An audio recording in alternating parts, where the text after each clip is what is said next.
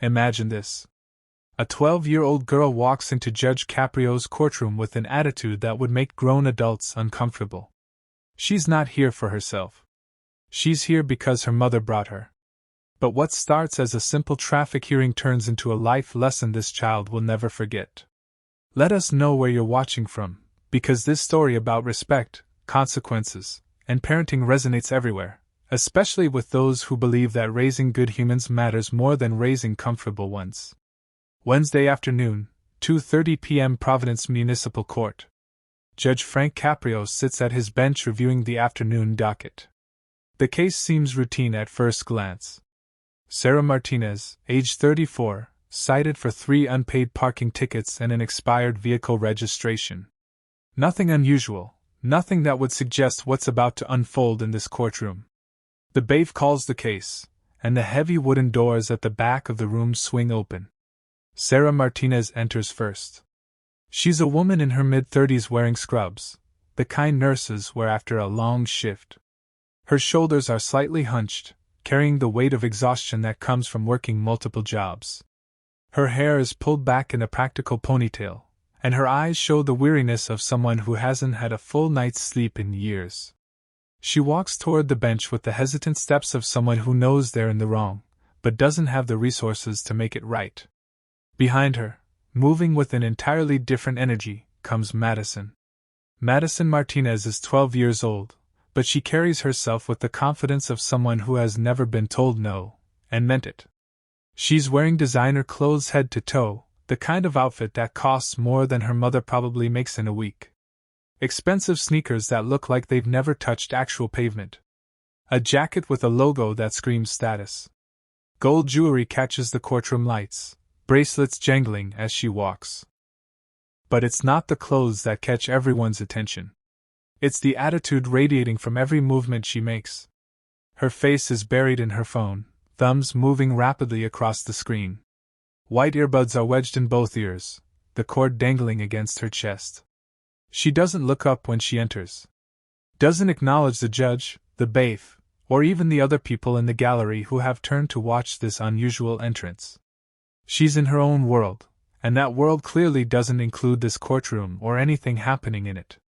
Her mother glances back at her, a look that mixes embarrassment with resignation. The expression of a parent who has fought this battle too many times and lost. The gallery, the collection of people waiting for their own cases or simply observing the proceedings, immediately picks up on the dynamic. An elderly woman in the third row leans toward her companion and whispers something, shaking her head. A middle-aged man in a work uniform crosses his arms, his expression already showing disapproval. Even the court clerk glances up from her computer, eyebrows raised slightly. There's an energy in the room now, a collective awareness that something is off about this picture. Judge Caprio watches the pair approach. His expression remains neutral, professional, but his eyes are sharp. He's been on the bench long enough to read people, to see beyond the surface, and what he's seeing now concerns him. A tired mother in medical scrubs who can't afford basic expenses.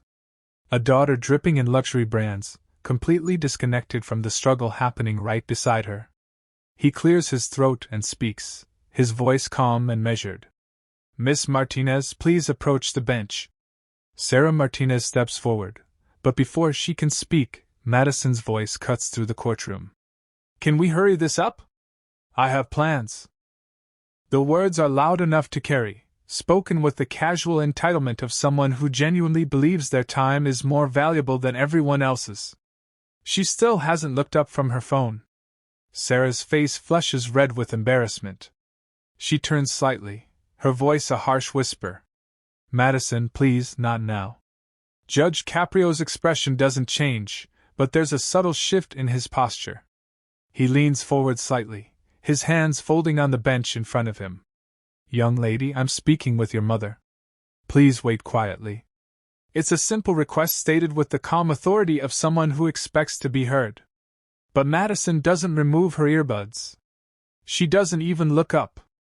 Instead, she lets out an audible sigh, dramatic and exaggerated, the kind of sound designed to communicate maximum irritation with minimum effort. She shifts her weight from one expensive sneaker to the other, her entire body language screaming impatience. The gallery reacts immediately. More whispers ripple through the benches. A woman in the back shakes her head in disbelief. The man in the work uniform uncrosses his arms, only to cross them again tighter, his jaw clenched. Even the babe standing near the door, with the practiced stillness of someone who's seen everything, raises his eyebrows slightly. This level of disrespect is uncommon, especially not from a child.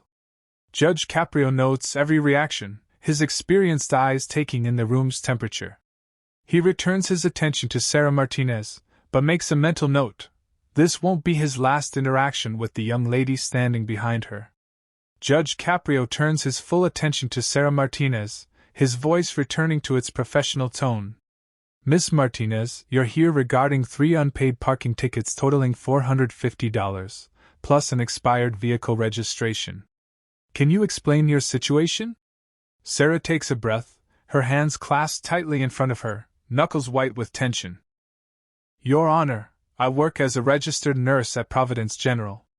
I've been picking up extra shifts wherever I can, and I also work weekends doing catering to make ends meet. The tickets, they just piled up while I was trying to keep everything else together.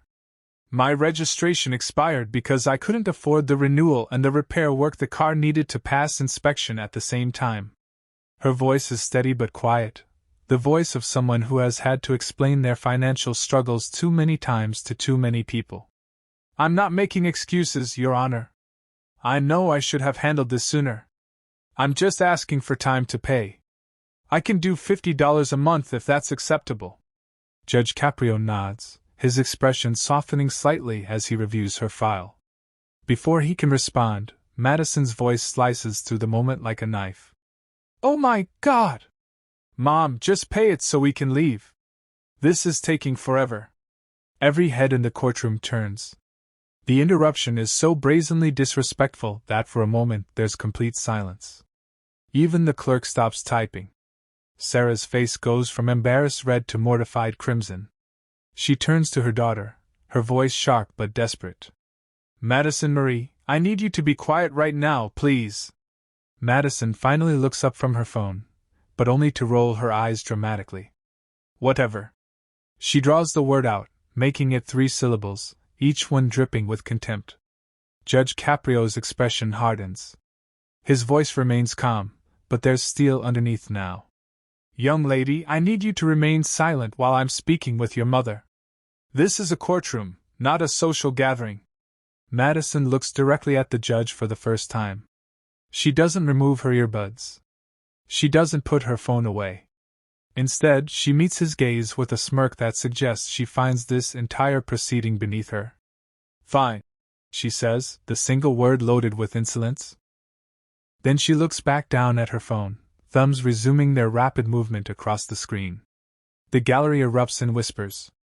A woman near the front mutters just loud enough to be heard. Unbelievable. An older man shakes his head slowly, his face showing the kind of disapproval that comes from a different generation, one that wouldn't have tolerated such behavior for a single second. Judge Caprio allows the moment to settle before returning to Sarah. Miss Martinez, you mentioned you're a nurse. How long have you been working in healthcare? Sarah seems grateful for the redirect, eager to move past her daughter's behavior. 12 years, Your Honor. I work in the emergency department. It's demanding, but I love helping people. The judge nods. And you're raising your daughter alone? Sarah hesitates, and in that hesitation, an entire story lives. Yes, Your Honor. Her father and I divorced 3 years ago. It's just the 2 of us now. Before the judge can ask another question, Madison interjects again, this time without even looking up from her phone. Not really alone. I see Dad all the time. He actually has money. The statement hangs in the air, cruel in its casual delivery. Sarah's shoulders slump forward as if she's been physically struck. Her eyes glisten with the beginning of tears that she's clearly fighting to hold back. The gallery's reaction is immediate and visceral. Gasps and sharp intakes of breath echo through the room. The woman who muttered earlier now sits forward, her hand pressed to her chest as if personally wounded by the comment. The elderly man who had been shaking his head now stares at Madison with open disbelief. Judge Caprio's hands tighten almost imperceptibly on the edge of his bench. "Miss Martinez," he says to Madison, his voice dropping to a tone that makes everyone in the courtroom sit up straighter. "That comment was disrespectful and cruel. You will not speak that way about your mother in this courtroom or anywhere else in my presence." Madison shrugs, a gesture of supreme indifference. "I'm just saying the truth. Mom works all the time and we're still broke. Dad works and actually has nice things. It's just facts." Sarah makes a small sound, something between a gasp and a sob that she tries to swallow. She turns away from her daughter, facing the judge fully now, as if physically blocking Madison from her line of sight might somehow block the pain of those words. "Your Honor, I apologize for my daughter's behavior. This isn't how I raised her." Judge Caprio's gaze shifts between mother and daughter, his experienced eyes reading the dynamic with clarity. Clearly, someone is raising her differently now. Sarah's voice drops to barely above a whisper. "Her father. He fills her head with ideas about success and money. He buys her things I can't afford. Makes me look like a failure in her eyes." Madison scoffs loudly. "You make yourself look like a failure, Mom. I don't need Dad's help with that." The courtroom explodes in reaction. Multiple people gasp audibly. A woman in the back row stands up, her face flushed with anger before her companion pulls her back down. The bailiff takes a step forward, his hand moving instinctively toward his position by the judge's bench. Sensing that the situation is escalating beyond a typical hearing, Judge Caprio raises one hand, a simple gesture that immediately quiets the room. His voice, when he speaks, carries the weight of decades on the bench and the authority of someone who has seen every kind of human behavior, and will not be shocked, but also will not tolerate certain lines being crossed. "Miss Martinez," he says, addressing Madison directly, his eyes locked on hers with an intensity that finally makes her look up from her phone and actually pay attention. "You have just crossed the line in my courtroom." The courtroom is silent in a way that feels heavy, oppressive. Every person in the gallery leans forward slightly, sensing that something significant is about to happen.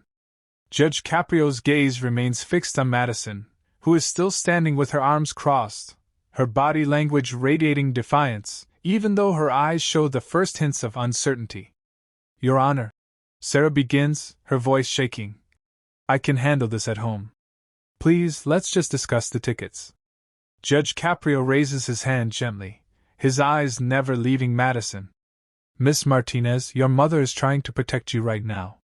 The question is whether you deserve that protection." Madison's phone suddenly buzzes loudly, the vibration audible in the quiet courtroom. Without thinking, without any awareness of how inappropriate it is, she looks down at the screen. Her face lights up. "It's my dad," she announces, as if this information is relevant and important. Judge Caprio's voice cuts through with surgical precision. "Put that phone away immediately." Madison's thumb hovers over the screen. "But he's calling me," I said immediately. There's no anger in the judge's voice, but there's something more powerful than anger. There's absolute authority, the kind that cannot be argued with or negotiated. Madison hesitates, then makes a choice that will define the rest of this hearing. She answers the call. "Dad, yeah, I'm stuck in court with Mom. She's being all dramatic about parking tickets again." The courtroom erupts. Multiple voices rise at once. The bailiff moves forward quickly. Judge Caprio's hand comes down on his gavel once, the sharp crack silencing the room instantly. "Miss Martinez, end that call right now and hand your phone to the bailiff." Madison pulls the phone away from her ear, staring at the judge with genuine shock. "You can't just take my phone. That's like illegal or something. In this courtroom, I can and I will." "Bailiff." The bailiff extends his hand, his expression neutral but firm. Madison clutches the phone to her chest. "This is theft. My dad's a lawyer. He'll sue you." Judge Caprio's eyebrows rise slightly. "Your father is a lawyer?" Madison nods vigorously, seeing this as her trump card. "Yes, and he said I never have to let anyone take my property without cause." The judge's expression doesn't change, but something shifts in his eyes, understanding perhaps, or confirmation of a suspicion. He looks at Sarah Martinez.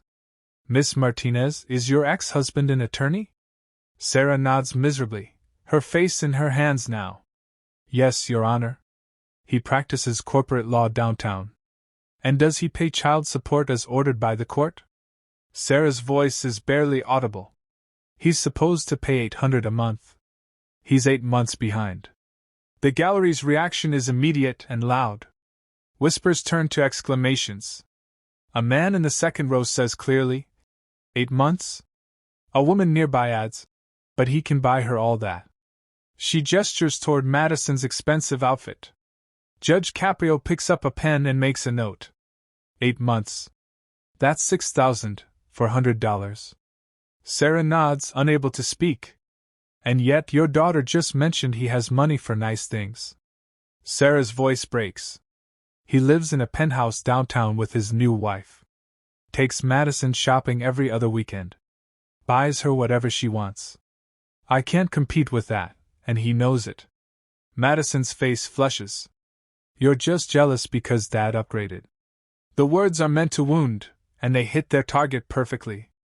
Sarah makes a sound like she's been punched. Several people in the gallery gasp audibly. One woman stands up, pointing at Madison before the bailiff gestures for her to sit. Judge Caprio's voice when he speaks is quiet but fills every corner of the room. Miss Martinez, give the phone to the bailiff now, or I will hold you in contempt of court. Madison's bravado finally cracks. I'm 12. You can't hold a kid in contempt. Watch me. The bailiff takes another step closer. Madison looks at her mother for help, but Sarah has turned away, her shoulders shaking with silent sobs. The reality of the situation finally seems to penetrate Madison's armor. With exaggerated reluctance and a dramatic sigh, she hands the phone to the bailiff. This is so unfair, she mutters. Judge Caprio accepts the phone from the bailiff and places it on his bench. Now, Miss Martinez, you're going to stand there quietly while I speak with your mother. If you interrupt again, there will be consequences you won't like. Do you understand? Madison crosses her arms tightly across her chest, but nods. I asked you a question? Do you understand? Yes, Madison says through gritted teeth. Yes, what? Madison's eyes flash with anger, but she's smart enough to recognize she's losing this battle. Yes, Your Honor. Judge Caprio returns his attention to Sarah, his expression softening considerably. Miss Martinez, tell me about your situation. Not the tickets, your life. Sarah wipes her eyes with the back of her hand. I don't want to burden the court with my problems, Your Honor. You're not burdening anyone. I'm asking, so please tell me. Sarah takes a shaky breath. After the divorce, I got the house, but I also got the mortgage and all the debt we'd accumulated. My ex got his career and his freedom. I work 60 hours a week between the hospital and catering jobs. I'm trying to save for Madison's college, trying to keep food on the table, trying to maintain a car that's falling apart. The tickets, I just couldn't pay them when they came. I kept meaning to, but there was always something more urgent. The electric bill, Madison's school fees, medical expenses. And your ex-husband. He pays nothing? Sarah shakes her head. He claims his new wife is pregnant, and he needs to save money for the baby. His lawyer keeps filing motions for reduced support. We've been in family court 4 times in 2 years. I can't afford to keep fighting him. Judge Caprio makes another note. And during this time, he's been taking your daughter shopping, buying her expensive clothes. Sarah nods. Every other weekend. She comes home with bags of things I could never afford. Designer clothes, jewelry, the latest phone. And she looks at me like I'm the failure because I can't give her those things. Because I'm too busy working to keep the lights on. Sarah Martinez looks like she wants the floor to open up and swallow her whole. Her shoulders slump, her voice trembles slightly. I'm so sorry, Your Honor. She's just been under a lot of stress lately. Middle school can be hard. Judge Caprio studies the mother for a long moment. Then his eyes shift back to Madison. He doesn't speak right away. The silence stretches, not uncomfortably, but deliberately. The kind of silence that carries weight. When he finally does speak, his voice is even and controlled. Miss Madison, middle school may be hard. But disrespect is easy. It takes no effort to be rude, and no courage to be kind. So let's try something different today. The courtroom goes quiet again. Madison glances up, confused. Different? She repeats, her tone half challenge, half curiosity. Judge Caprio nods slowly. Yes. I'd like to ask you a few questions. You may remove your earbuds now. There's something in his voice, not anger, not command, but a firm invitation. A teacher's tone. Madison hesitates, then slowly pulls the earbuds out and lets them hang around her neck. Thank you, the judge says softly. Now tell me, who paid for the phone you're holding? Madison blinks. My mom, I guess. And those shoes? The jacket? The bracelet on your wrist? My mom, she says again, her voice smaller now. Your mother. Caprio repeats, his tone gentle but deliberate. The same mother who works extra shifts at the hospital. The same mother who came here today asking for more time to pay for something as basic as a car registration, because she's using that money to take care of you. Correct? Madison doesn't answer. She stares down at her shoes. Caprio waits. Then, softly, Look at me, young lady. She looks up, reluctantly. Do you love your mother? The question lands heavier than she expects. Of course I do, she mutters. Then today you'll show it. Because love without respect is just noise, and I've heard enough noise in this courtroom today. The room stays silent. Even the gallery, which had been murmuring moments earlier, sits completely still. Judge Caprio leans back slightly, his tone softening again. Miss Martinez, he says, addressing the mother now. You said you could pay $50 a month? Sarah nods. Yes, Your Honor. He nods. Then here's what we'll do. You'll pay $25 a month. The remaining $25, your daughter will pay. Madison's head snaps up. What? Caprio doesn't raise his voice. He doesn't need to.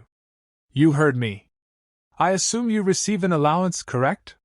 She hesitates. Sometimes. Then this month, and for the next several, you'll contribute to the payment. If you truly love your mother, you'll help her carry the weight she's been carrying alone. Madison starts to speak, but something stops her. The look in her mother's eyes. The tears threatening to spill. The realization that for the first time, someone has held her accountable in a way that feels real. The courtroom feels it too, a shift, a quiet respect settling over the space. Judge Caprio continues, his voice steady but kind. Consider this your first lesson in gratitude, Miss Madison. You're lucky enough to have a mother who gives you everything she can, even when she has nothing left for herself. Remember that every time you lace up those shoes or charge that phone. He pauses. And one more thing, next time you enter any courtroom, any classroom, any place where people are working, you walk in with respect. Because respect costs nothing, but it earns everything. There's no lecture in his tone now, just wisdom. The kind that lingers. Madison swallows hard, then nods slowly. Yes, sir, she whispers. Caprio's expression softens into a small smile. Good. I think we understand each other. He turns to the clerk. Case adjusted. Monthly payments of $50 total, $25 from each. Next case. The gavel taps lightly, not as a punishment, but as a close to a lesson well taught. As Sarah and Madison turn to leave, the gallery quietly watches them go. A few people even smile, not mockingly, but with a kind of quiet hope. The kind that believes maybe, just maybe, something changed in that room today. At the door, Madison hesitates. Then, almost in a whisper, she looks up at her mother. Mom! I'm sorry! Sarah smiles through tears, squeezes her daughter's hand, and they walk out together. Judge Caprio watches them go. Then he turns back to his bench, his eyes thoughtful. Some lessons? He murmurs to no one in particular. are worth more than any fine.